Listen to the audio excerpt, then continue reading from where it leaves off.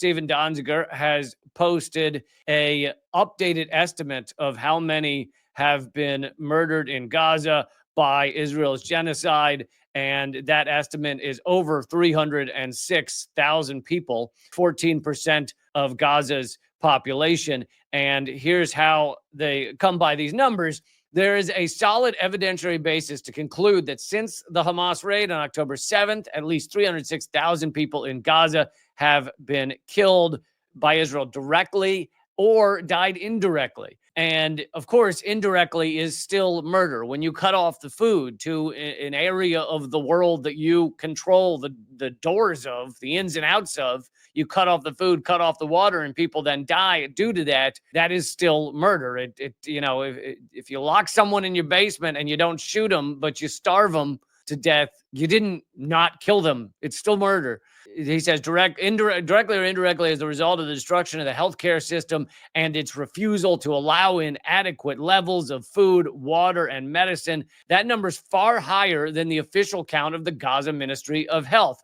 Now, most of you know the number of the Gaza Ministry of Health. It's over 51,000 now. Maybe it's even over 52,000 now. But that number is two things. One, it only counts direct death. So someone killed by a missile, by a bomb. It does not count starvation or, other medical problems that cause death. And furthermore, it does not count the people that are missing under the rubble, that they just have no idea what happened. So it's not counting a lot of things. And by the way, I know that there's some people who are true propagandists, like the one on Joe Rogan, Douglas Murray, who says, oh, those numbers aren't accurate because it's the Gaza Ministry of Health. Actually, every time that the Gaza Ministry of Health's numbers have been checked following skirmishes, conflicts, following Israel's aggression in the past, they have always been accurate, if not an undercount. So many, including the UN, many organizations have looked into Gaza's numbers and they've always been accurate. So it's bullshit to just say, oh, Gaza's reporting false numbers. Steven Donziger says, my calculation suggests that 14% of the enclave's estimated pre-conflict population of 2.1 million has been killed either directly or indirectly. And here's how he came up with that number.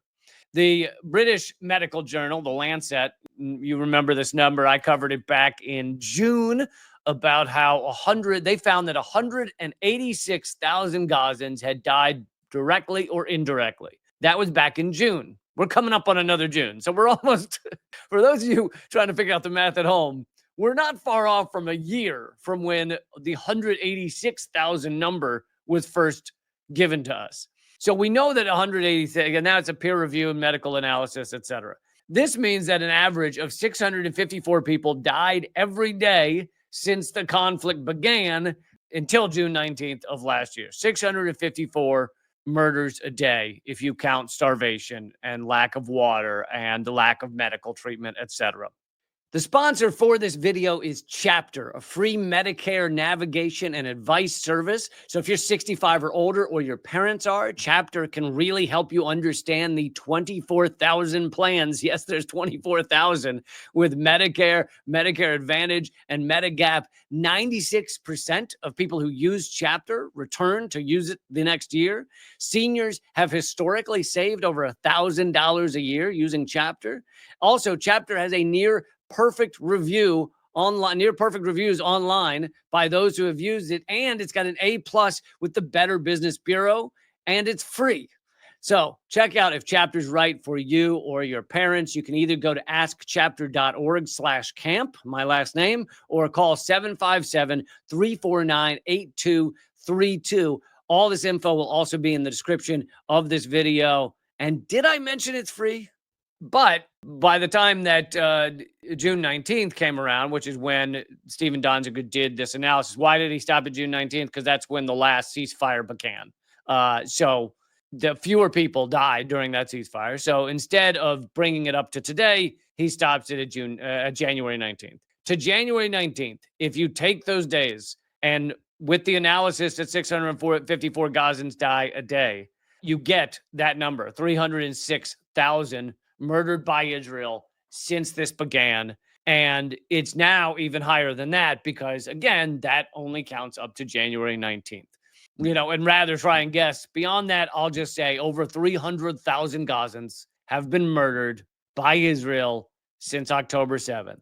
And again, if you need me to keep repeating this, this is the dictionary definition of a genocide. It's the dictionary definition of ethnic cleansing. You can literally pull up the definition on the Holocaust Memorial website, Memorial Fund website, and you will check off every single detail of whether this is a genocide.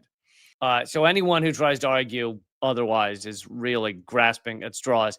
It is possible that the rate of death dropped in the last few months compared to the beginning of the conflict, but it's also possible that it rose, given the long-term impacts of famine and lack of medical care, along with the continued Israeli bombing campaign. And of course, this is how famine works, right? I brought you a story the other day of how Gazans are now down to one meal a day, most of them.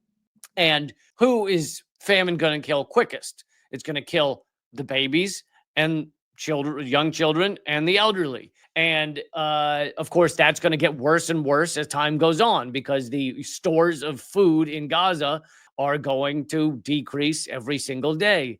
And Israel has not allowed anything to go into Gaza since they ended the last ceasefire. So the famine deaths are just getting worse. They're ramping up heavily. And I wanted to bring you this story because it just shows how the numbers we're being told are just way off.